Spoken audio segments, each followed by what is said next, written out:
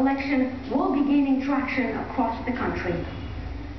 Sean Foley is a specialist in Middle Eastern political trends. He's an associate professor of history at Middle Tennessee State University and joins us now from Kuala Lumpur. And thank you very much for speaking to us. We saw people protesting overnight, clearly angry that Ahmed Shafiq has made it into the second round. How did he make it so far? If people really want change from the old regime?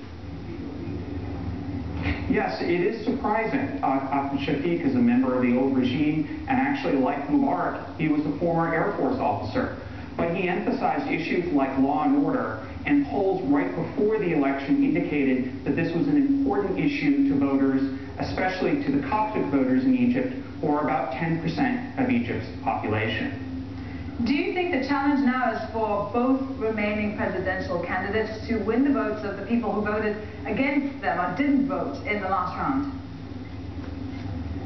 Yes, absolutely. Both candidates have to think about how they win not only their base, but to dramatically expand the base. Neither won more than 20-something% of the vote, and they have to significantly expand it. And to Egypt's credit, both sides, both presidential candidates, have sought out the support of either parties within this other presidential candidates.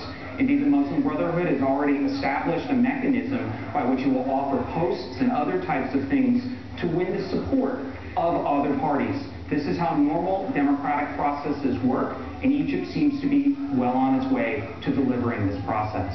Would you care to hazard a guess about who the supporters of the revolution, the secularists, are more likely to vote for?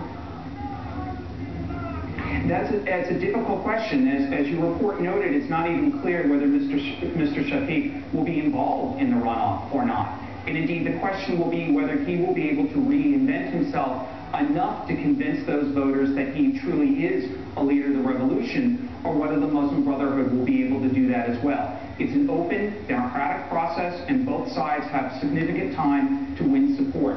It's still unclear right now.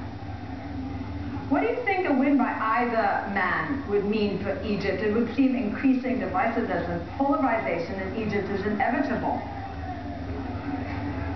There's certainly the case, but I think in the long run it's probably going to be positive for Egypt if either man wins. Either man has presented economic programs that have been noted by the Fitch rating agency would significantly improve Egypt in the long run. And certainly the process, the democratic process, the idea for the first time that Egyptians have their own choice, to freely make their own choice, will be a positive contribution not only to Egypt, but to the politics of the wider Arab East and Muslim world. This is an important election.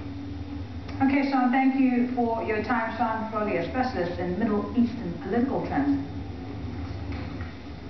Peru has imposed its second state of emergency.